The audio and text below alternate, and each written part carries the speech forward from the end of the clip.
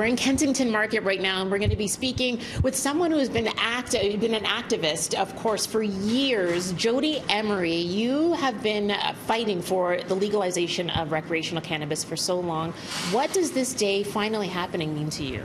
Well, it's an enormous symbolic shift. The whole world is watching, and now countries around the world can say, let's legalize it here too. So that's very important. But for me, my activism has always been based in the civil liberties side of things. And we still have issues with access, and we still have issues of unfairness in the criminal justice system, with business licensing, driving laws. All across the board, there are prohibitions, restrictions, and all sorts of punishments we still need to address. But I'm still very happy because it's been a long time coming. Yeah, and this morning it appears the government is going to be announcing amnesty for those who have been charged and convicted with simple possession.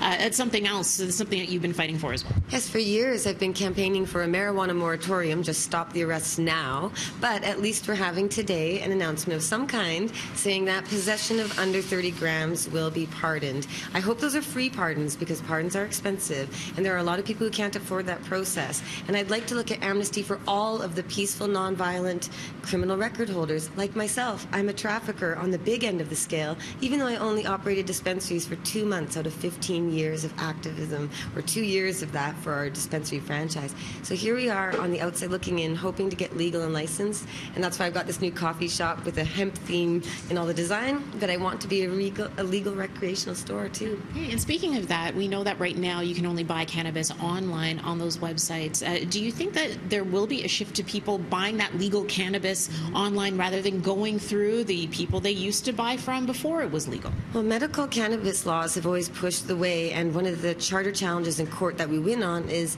access. There's not enough access. Today, if a patient has only a $5 bill, they can go down to a dispensary and get a joint. But if you have to have a credit card with money on it and a mailing address and permanent housing, go online to a government website, there are all sorts of issues with access and cost.